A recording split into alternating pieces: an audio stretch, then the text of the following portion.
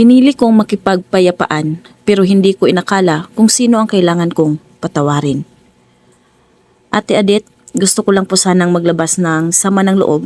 Hindi ko alam kung tama ba ang ginawa ko, pero pagod na ako sa pakikipag-away.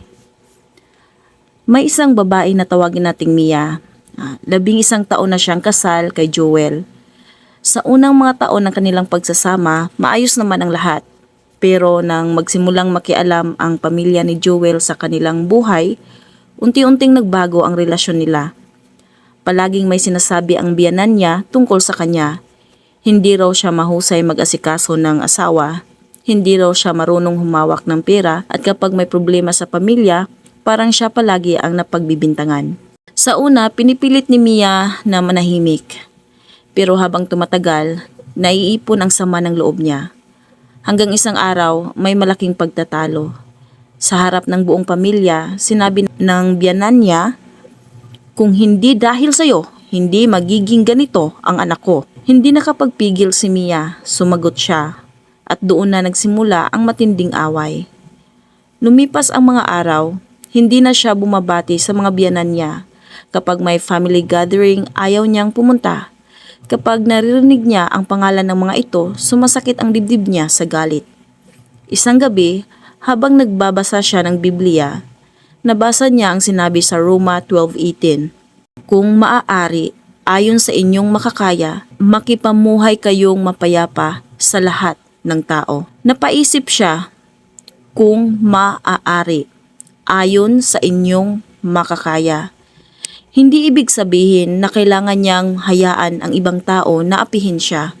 Hindi ibig sabihin na kailangan niyang tanggapin ang lahat ng maling ginawa sa kanya. Pero ibig sabihin, hanggat nasa kanyang kakayahan, hindi niya dapat hayaan ang galit ang maghari sa puso niya.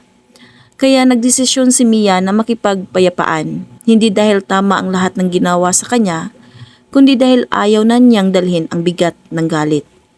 Humingi siya ng tawad sa Diyos sa mga masasakit na salitang nasabi niya at kahit hindi niya kayang baguhin ang ugali ng kanyang biyanan, pinili niyang baguhin ang sarili niyang puso.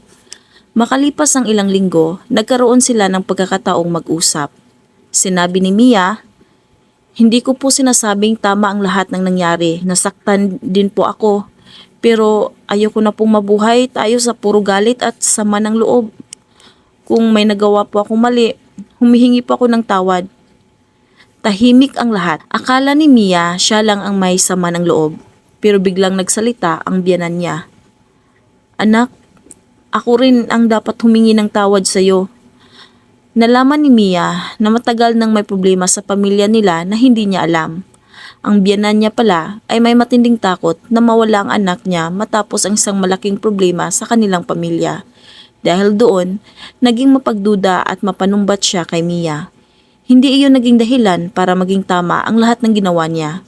Pero sa unang pagkakataon, naintindihan ni Mia kung saan nanggagaling ang sakit ng biyanan niya. Hindi naging perpekto ang kanilang relasyon pagkatapos ng araw na iyon.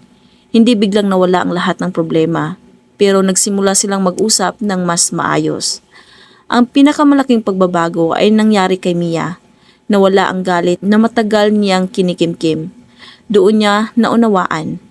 Minsan ang pakipagpayapaan ay hindi nangangahulugang maayos agad ang relasyon. Minsan, ang ibig sabihin lang nito ay pinili mong huwag nang dagdagan ang gulo. Pinili mong huwag gumanti, pinili mong magpatawad. So ito ang masasabi ko na payo mula sa Biblia.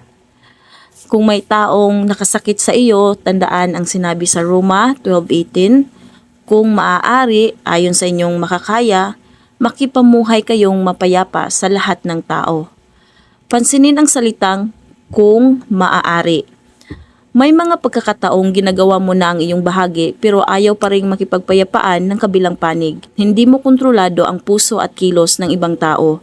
Ang kontrolado mo ay ang sarili mong tugon. Sabi rin sa Kawikaan 15:1, ang mahinahong sagot ay nakakapawi ng puot.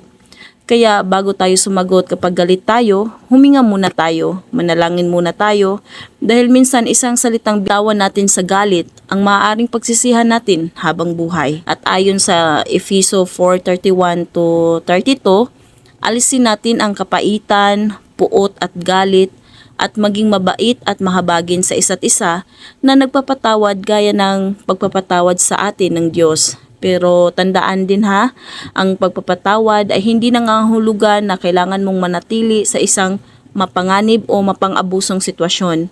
Maaari kang magpatawad habang naglalagay ng tamang boundaries. Maaari kang makipagpayapaan nang hindi hinayaan ng iba na paulit-ulit kang saktan. At maaari kang lumayo sa gulo nang walang galit sa puso.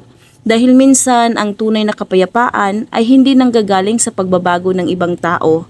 Nagsisimula ito sa desisyon mong hindi nahayaan ang galit ang kumontrol sa puso mo. Tanong ko sa iyo, mayroon ka bang taong matagal mo nang kinikimkim ang sama ng loob? Kung maaari ayon sa iyong makakaya, pilitin mong makipagpayapaan. Hindi dahil karapat-dapat sila sa iyong kapatawaran, kundi dahil gusto mong mamuhay ng malaya sa bigat ng galit at mamuhay ayon sa kalooban ng Diyos. Maraming salamat sa inyong pakikinig, mga ka-Adit Istorya.